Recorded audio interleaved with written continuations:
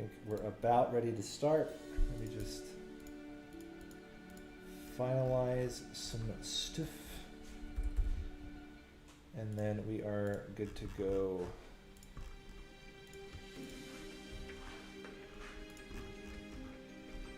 Oh, stop. There we go. Okay.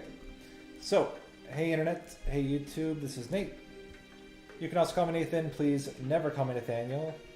You're seeing all of my behind-the-scenes setup here. And with me I have Lara. Hello. Who is, if you've seen other streams, she's my wife. Let me fix the camera here really quick, so we're not so far away. Just a little bit of zoom. Maybe you can scoot close, real tight. Awesome. Okay. So Lara agreed to join me to go through all of the released wow. Words are hard. All the concept art which has been released so far on Palia.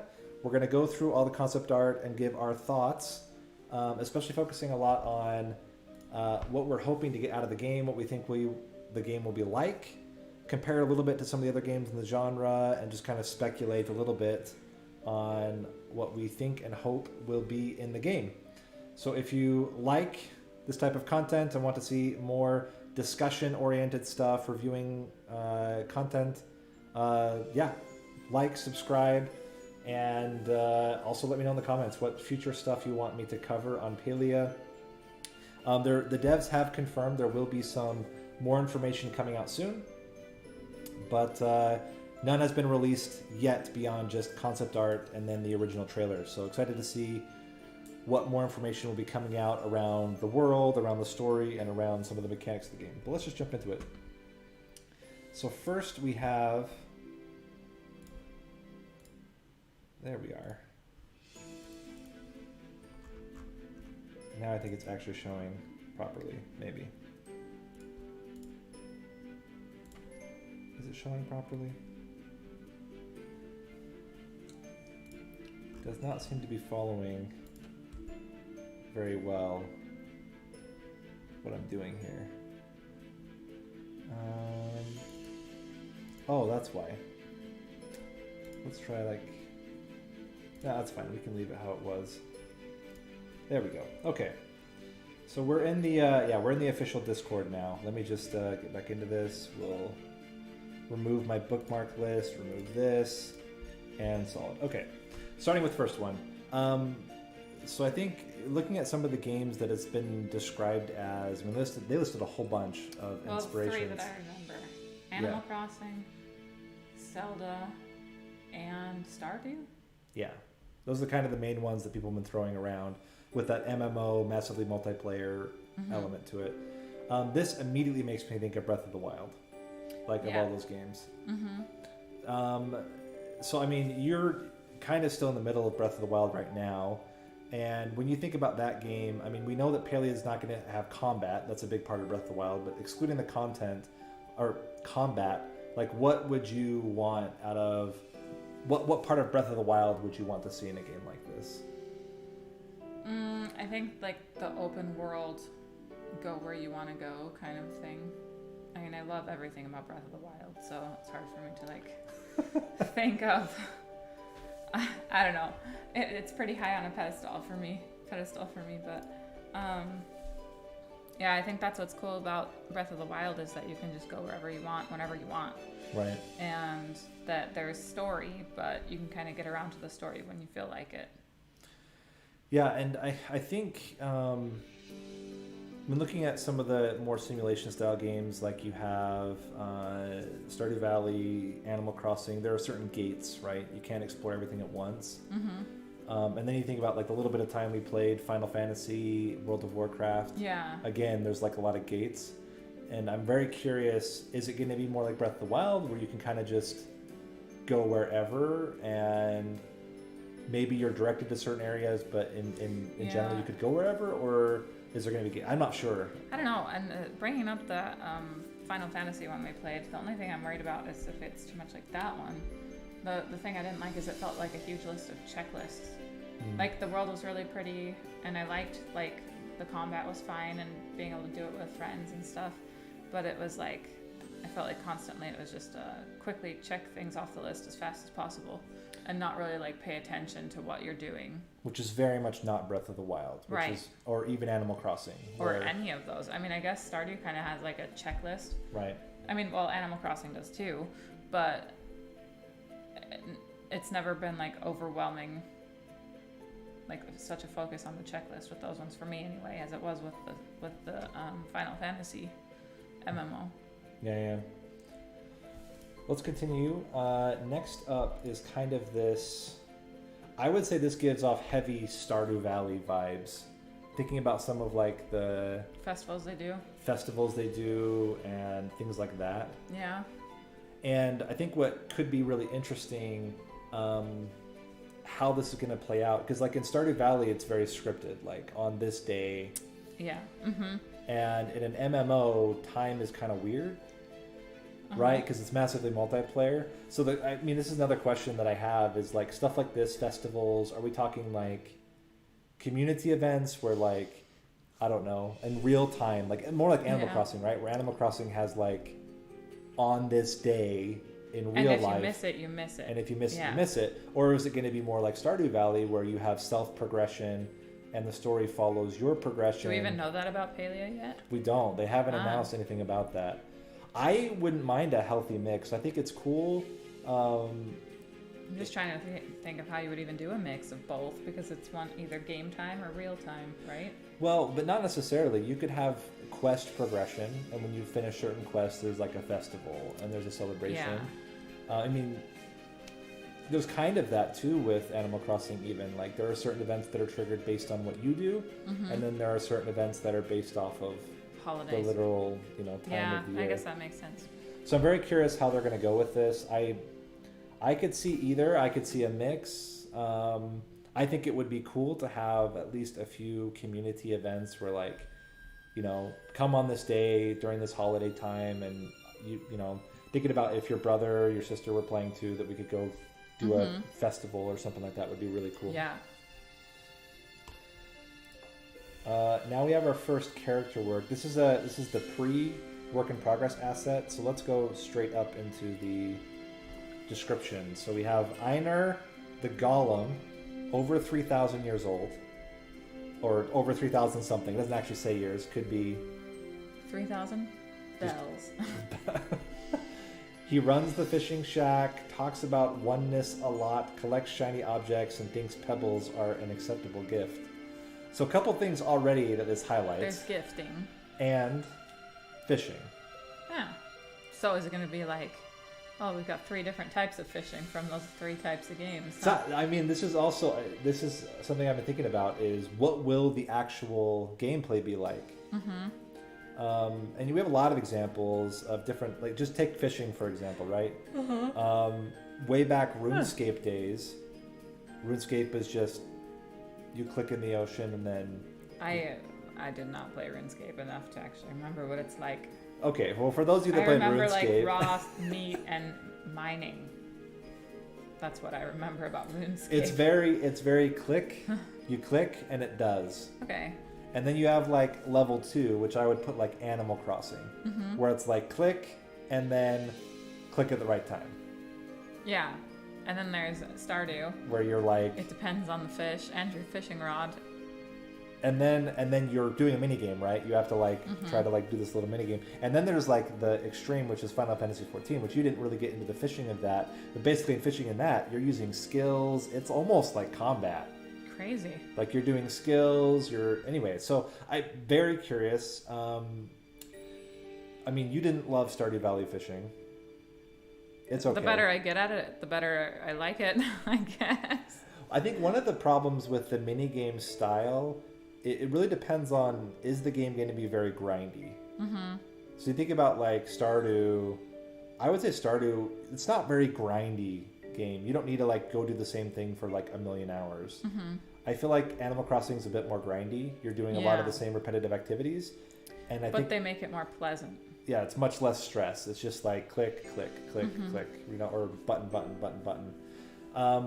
Final Fantasy is, again, the other end of the spectrum. And the way Final Fantasy does it is that as you get better, the low-level stuff is basically, it's super easy to grind. Mm-hmm. And then so you're constantly moving into more difficult and more difficult. I don't know what the best situation is. I think if you do too much of a mini-game style and you have to do it a lot, it becomes more annoying. Like the Mm-hmm. mini-games are typically fun at the beginning but become tedious over time. Yeah.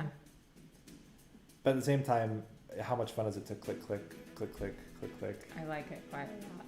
That's true. Because you also don't know which fish you're getting. I mean, you can That's guess true. based on the vibration patterns, and I got really good at guessing that. Just based on the vibration? Yeah. Size of fish or actual fish type? Well, the actual fish type. Oh, really? Interesting. Well, I mean, I put like 600 hours into that, so you get good at odd things when you put that much time into it. And now I'm doing it again. Gifting, I have mixed feelings about. Why? I feel like I don't like to discover the gifting preferences. I feel like it encourages you to cheat Yes. because if you can get a head start with that, you can get a head start with your relationships in the game, which often gives you benefits. But how are you going to know if you're actually just doing trial and error? Then you're going to be behind the people who just Google it and find it out. Yeah, this is kind of my thing. I don't know how you do relationships in a game like this. Like I think about differences like Mass Effect, right? Mass Effect, it's not gifting. It's by making decisions, story-based stuff, and then you build relationships through the story. Mass Effect. Yeah, that's the. I wasn't even thinking about relationships. Or maybe think of Knights of the Old Republic, very similar, right? Mm-hmm. So you build relationships through discussion and things like and that. decisions, yeah. I don't think you can do that in a game like this. I think you have to go with more of like the simple style of Stardew Valley, where it's more gifting and. Well, it's just, I guess having it be MMO makes it harder to have because you can't have so strict a script. But I mean, I guess you can, but then, well, I don't know, because also the time not that I ever played World of Warcraft for very long, but the Right. one time we tried it, like at the very beginning had like a really strict script you have to follow. So I mean, I think it's going to depend a lot. I haven't seen relationship building as a strong element of any massively multiplayer game before. It's certainly not in World of Warcraft. It's certainly not in Final Fantasy. So I mean, taking something like Stardew also could become weird if everybody romances the same character. How does that work in an MMO? Oh yeah. Well, I don't know. Is that even going to be part of it? They've talked Are you about going to be building relationships. relationships with other real characters? These are the questions. These are the questions. I don't know. So I think it's very interesting to think about. Certainly there will be relationship building. The question is it romance level or is it just like, the 90% of other townspeople where it's just like you get benefits. Yeah, I don't know. They give you random crap in your mailbox and discounts and stuff. I don't know. Also, do you want to romance a golem that's over 3,000? He looks like he would be fun to have as like a friend to That's go on true. walks with or something. Very true. I would agree with that. Moving forward, we have this little scene. There's a couple of little scene ones. I don't know if we want to spend too much time here. Looks German. Actually, you're right. It does look German. We see I elves. mean, minus the purple dude in the back, but... So we have 3 elves, and purple and pink elves. Oh yeah, they're pink. I didn't even notice that. They're very pink, yeah. Moving into this, we get kind of a broader shot of the same, but Hey, just there's our broader. golem dude. Yeah, there's the golem. This looks like, I don't know if you remember the trailer, there's a bartender that like opens up a map. I think that's that character, and then there's just a whole bunch of other elves. And this very much looks like a human. Ears, normal.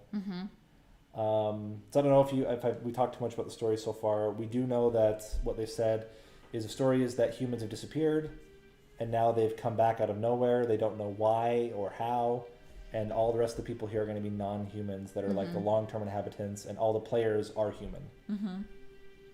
And I think that's already decided. I don't know if that's 100% confirmed, but I'm pretty sure it's confirmed that the humans, that everyone has to be human. I don't think you get to pick to be an elf or a golem or something. Well, it makes that decision easy.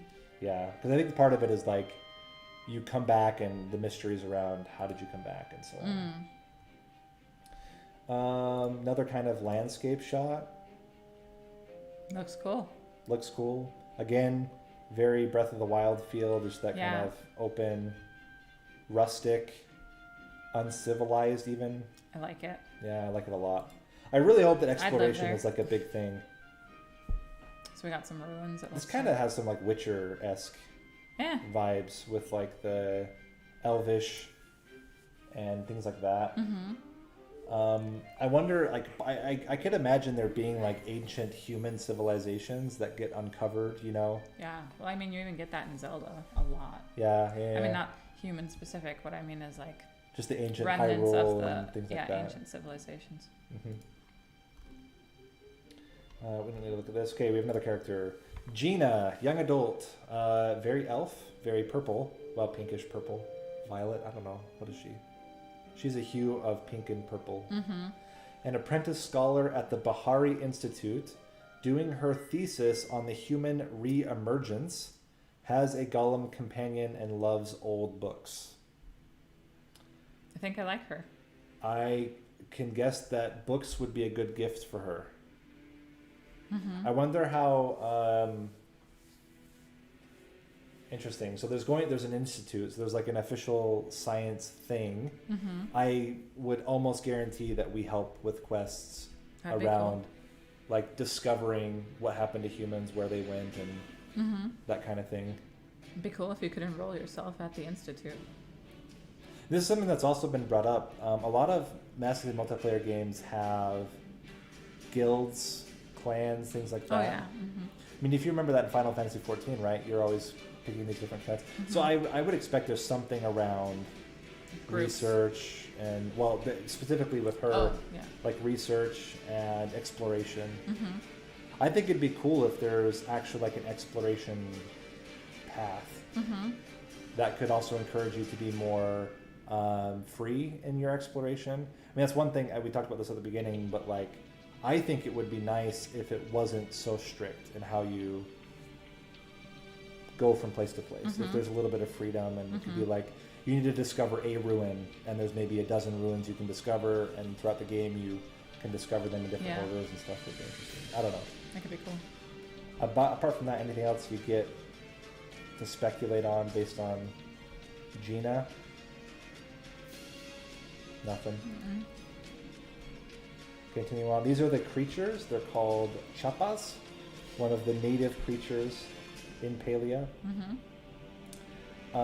This is hello. What did you miss? Yeah, we're doing an kind of going through the concept art for Palia. So welcome. Let's do the non-redacted version. Let's so Zeki. He is a Grimalkin. This is another race. It kind of reminds me of what is the movie? He looks like a pirate. It kind of looks like a mix of a pirate and a butler. I just see pirate. You just see pirate, Mm-hmm. but like the vest and the scarf and the keys. It still all tells me pirate, but He runs the general store, so he's going to be the what's his name from Animal Crossing? Tommy and Timmy? Yeah, but who's their dad? 'Cause I don't think that's his dad. Their dad. Or Tom Nook. Tom Nook. Yeah, he'll Not be their dad. he'll be the Tom. Yeah, look, I don't have. Oh, maybe. I don't I've have never 900 heard hours that, in Animal Crossing. This will be the Tom Nook, I think, of the game. At least he runs the general store. Close with the chef at the inn. Sometimes peddles questionable goods, and loves a good joke, probably at your expense. So definitely there will be a store element. I think Mm-hmm. that's. So the Stardew equivalent is, what's his name? Who runs the general store in Stardew? Oh goodness, hold on. Pierre. Pierre. So yeah, I mean, stores are generally a big part of these types of simulation games. You need to buy the things that you need. Question will be, is there multiple different specialty stores, or does he run like everything, right? Is it like a one-stop shop? Mm-hmm. I think the Stardew model is more one-stop shop. You have either Pierre or you go to Jojo Mart.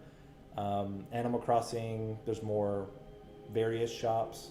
In different ways to like, yeah. So I could be curious to see if he's like the only one, or if it's like you know, there's lots of people. Also curious to see how the whole shopping mechanic goes, right? Mm-hmm. So there's the, again, comparing Animal Crossing, you actually have to deliver your stuff to the store and sell directly to the store, right? And then in Stardew, Well, you also put it in the. Oh, sorry. You're talking about Animal Crossing right now. Yes. Yes. Mm-hmm. you can put it in the thing for later, but don't you get like a worse price or something like Yeah. that? Versus Stardew Valley, where you dump everything into your box and then you get your money the next day. I would guess it's probably direct sale. That's very typical of multiplayer games, Mm-hmm. but very interesting to think about. And how much like money will play into it, right? Mm-hmm. Like, is money going to be a big part of the game, or is it mostly going to be about gathering your resources and doing things? And you seem tired. I am. I'm so sorry. It's okay. I don't even know why. There's Grimalkin and Poker Quest. Interesting. Poker Quest is a game that I did a long time ago. Oh, cool. It's kind of similar to Slay the Spire, but with poker cards. Got some more concept art. We're going to skip that. We'll go right to the next character art here. Tamala. She's also an adult. She is a skilled potion We maker. don't have her culture. She looks like an elf, though. Okay. She's a pink elf. Yeah. I think if it doesn't say, You assume it's an elf? we think we can assume that they're an elf. Lives in Bahari Bay. I don't know if that's like. It's probably a place. I assume it's a place, but the question is how big? Like, is it like disconnected from the main place? Like you have to like walk to Bahari Bay, or is it like Yeah. town Bahari Bay? Do we have any idea of the size of the map? None at all. So all of this is pure speculation. Mm-hmm. Has the best beauty secrets, occasionally seen with the hunter. And has no preferred gift. Beauty gifts, I would guess. If she has the best beauty secrets, what can you gift her about beauty that she doesn't already have or know? It's my question for the world today. Salads. Gift her the gift of salad. Well, that's what I give Leah on Stardew Valley, so. Potion making, probably going to be a thing. Mm-hmm. It's interesting to think about because like oftentimes you think of like potions in context of like combat. So do you brew potions that are make you better at fishing, make you better at like I don't know if there's a stamina thing, you can get more stamina. Like all this is like not revealed yet. Mm-hmm. It's very, very limited. Just really speculating off of what other games typically do. But I mean, the standard is like a health potion. But do you need a health potion in a game where there's no combat, right? Mm-hmm. Or at least limited combat. Also, talking about beauty secrets, character customization. I would say in a game like this, I think that's going to be a really, really defining characteristic. It's a third-person back view, right? So that's what they've already shown. I think your character design is going to be a really important part for a lot of people. I mean, that was for Animal Crossing. That was always a big thing for you, being able to change your clothes and do different styles and just based on your mood. I assume that's going to be something that's a big part of this game as well. That'd be cool. Do you think it will be as like flexible as with Animal Crossing, where you can change it anytime? I mean, they did say that one of the big core aspects of the game is customization of the house, of your neighborhood, of your person. That all of that will be intrinsic. I don't to like what they want to achieve in the game. I don't know. I mean, think about like Stardew Valley. It's pretty limited. Yeah, I mean, You get hairstyles, hair color. you can change like, I mean, you get to the point where you can make your own clothes, but like I think just because the pixels of the game, you can't get that much like detail. Anyway, but I mean, it's also not what the game is about. Yeah, I don't think it's going to be like Skyrim where you're like, dragging your cheek down 2 inches. And, Oh yeah. Like I don't think that that's really like. the value. But we should play Skyrim again sometime too. We could do that. We have like 3 different Skyrims, I think. We Similar had to it on the. VR, but do you remember that one was Oh, like yeah, that's total trash. We also have it That on the was- computer. difficult. Anyway, but I think customization of, especially of the person, I think it's going to be a part that people are going to want to see in a game like this. Is like making their own clothes, styling their hair, picking their all these kinds of things to separate themselves and create a unique identity for their character. Here is an in-game someday. That's one of them in-game. In flowers. Cool. Next up is, I think is it ESHE, do you think? ESHE? Probably ESHE. Or just ESHE, I don't know. Yeah, we'll find Also out. elf. She is EIHE Elder. Whatever that means. Old. Born into the elite governing class, frenemies with the Duchess, magistrate for the village, This and sounds- unhappily married to the mayor. This sounds like when you're doing a murder mystery party Yes. and you get like this small list of attributes and you're like, all right, we got to roll with it. Yeah, exactly. I could see her causing a lot of disruption in the village. Definitely, like the immediate obvious, I think, parallel is like Cruella de Vil. The hair, the the cigarette. style, the cigarette. Very, very much in that vein. I don't really picture this style of character coming from the world of what we've been talking about so far. Yeah. Like, this seems a little bit out of place to me so far. I'm sure they've got a way of tying it in, but like... Most things we've seen so far have been what I would say late medieval fantasy. Yeah. And this is much more like early industrial era. And maybe they'll be mixed. I mean, you think about the, what is it? What was the first one we talked about? The one that was the scholar. Not the golem. The scholar. She kind of is in that Indiana Jones era, maybe. More exploratory. Okay, that's true. I didn't think about that. She also isn't that, like... Medieval. So it might be a mix, right? But, I mean, obviously there's a governing class, so that tends to say that there's going to be class type systems in the game. I don't know if it's interactive. Like, I don't know if we start in a class and then whatever, or if it's just like there's the elite and there are certain like quest lines, storylines that have to do with the elite versus the normal everyday people. I assume that we will likely be everyday people. That's very typical. I don't think most games throw you as an elite typically. Yeah, I mean... She also seems like someone that would not be pleased with humans coming back. Like, I get the impression that she would be very, like... Or would she even care? I think she'll care. It probably depends on if the humans disrupt her flow of things. Yeah, but you think about, I mean, real-world parallels a little bit. She seems like the type that would not like different people. Very much about her own bloodline, about her own history. But I could also see her being the kind that, like, if she doesn't have to interact with the different people... She just doesn't care. She doesn't pay attention to them. Could be the case. She's probably more focused on the fact that she's in competition with the Duchess and doesn't like her husband. That's true. So we could have a lot of quest lines that are like competition between her and other people.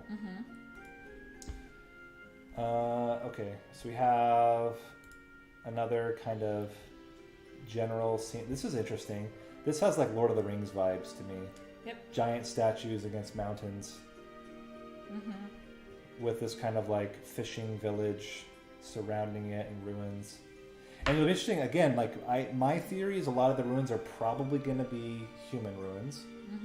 Based on what they revealed so far about the story, sorry. That's okay. But it'd be interesting to see if there's like other histories, right? Like, is there old Elvish ruins? Is there old, like Grimalkin, I think is what they were called, ruins, stuff like that? It'd be very interesting. Yeah. Next up, we have JEL. JEL is a young adult, youngest of 6, member of the illustrious Omiata family, skilled tailor and lover of fashion, takes nightly walks to ponder his craft. So even my earlier question was, is there going to be just one shop or several shops? I think this kind of indicates this guy's going to be the tailor shop. So general store is going to be like, I don't know, seeds, tools, whatever. This guy's going to be your like clothing guy. So, I mean, this question, do you like being able to craft your own clothes and stuff, or do you prefer to like buy it? Thinking about like... I mostly buy my own clothes. The only one where I've actually crafted my own clothes is in Stardew Valley? Stardew Valley, and it's kind of like... Blah. It just changes the color. I mean, I think about Lily. Like Lily would go into Animal Crossing and Just she... oh, right, you can design clothes that way, but I never did that. No. But she loves that. So I think there's going to be at least a subset of the population of the game that would love to like design their clothes and not just take whatever the game offers them. Right. I'm much more of a take the game, take what the game offers me and find what I like. Mm-hmm. I would also prefer, and this is kind of a little bit of a pet peeve of mine with a lot of games, when they kind of edge you into certain types of clothing because of like what the clothing offers you, it limits a little bit choice. I would like the freedom of like, I want to look how I want to look, and I don't want it to affect my performance in the game. Yeah, or like what roles you can play well or something. Yeah. Mm-hmm.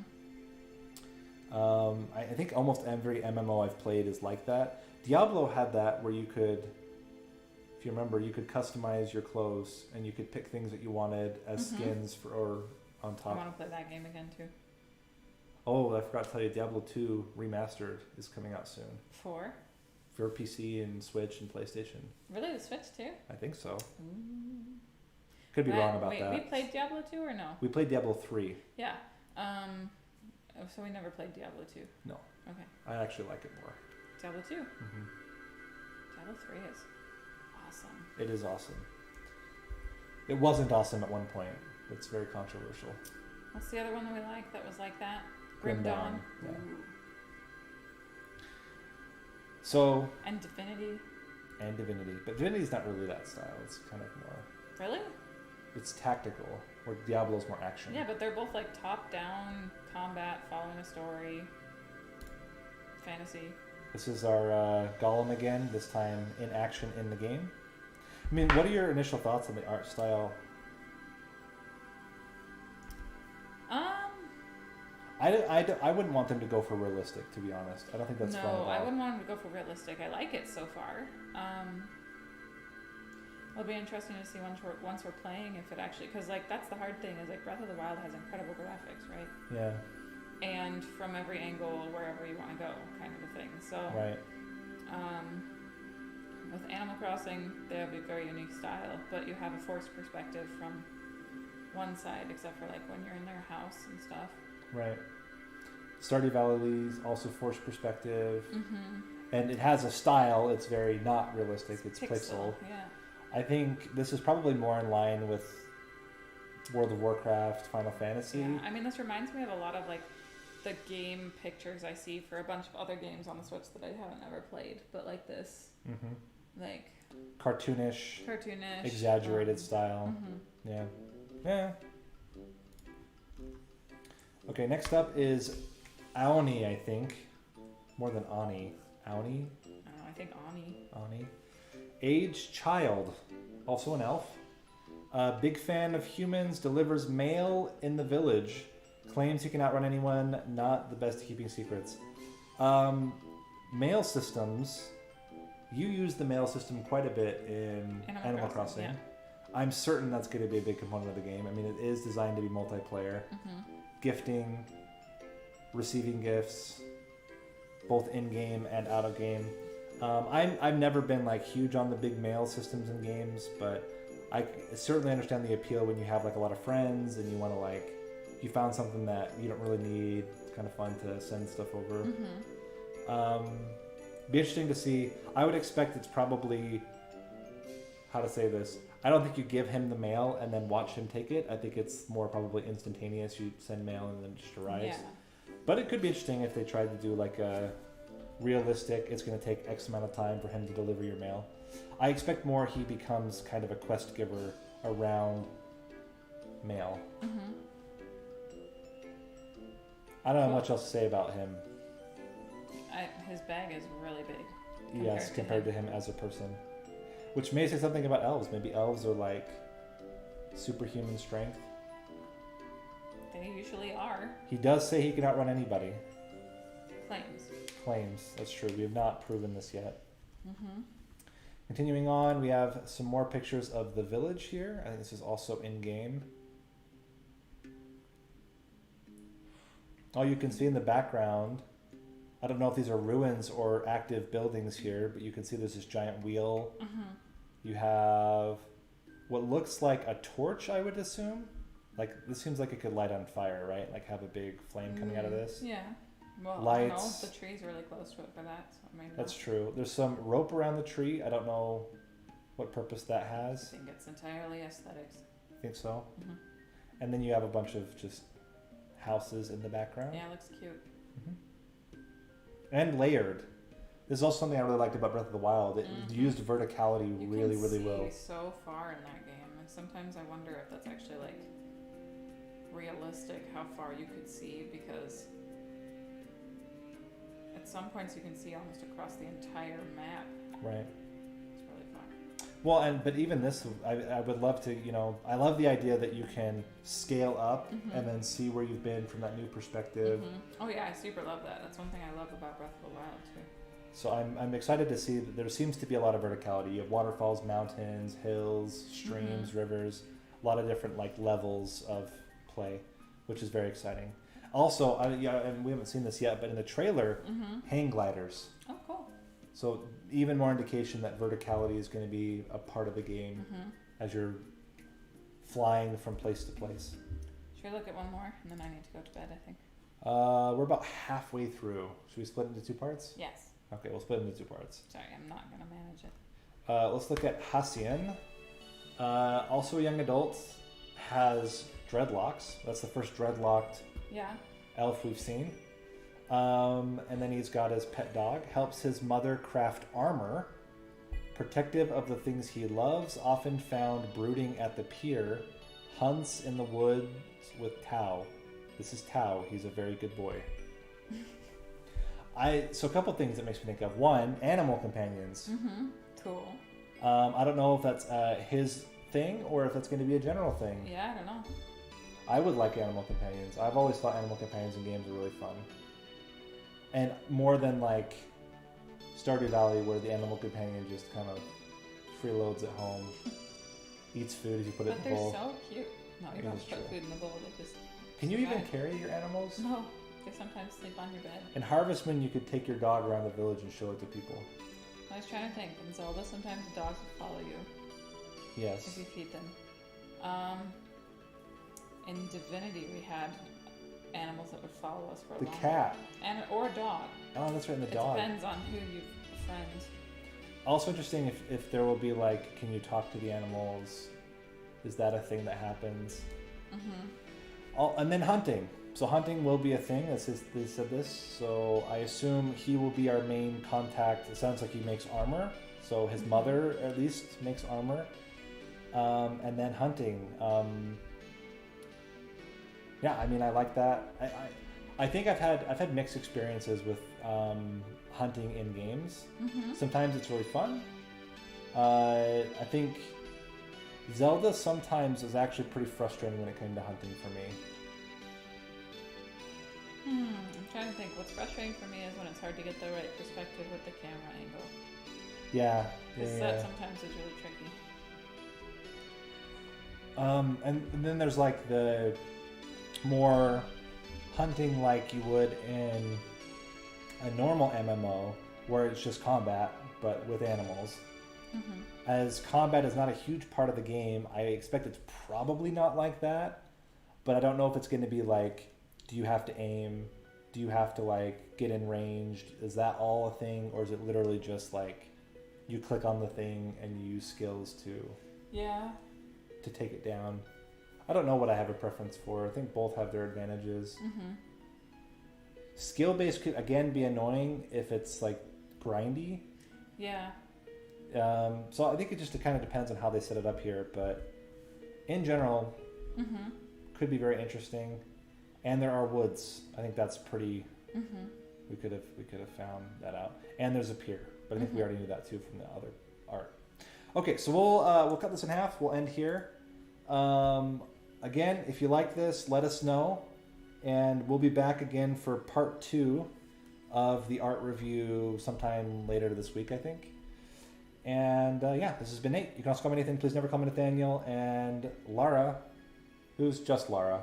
Sometimes she's Winifred.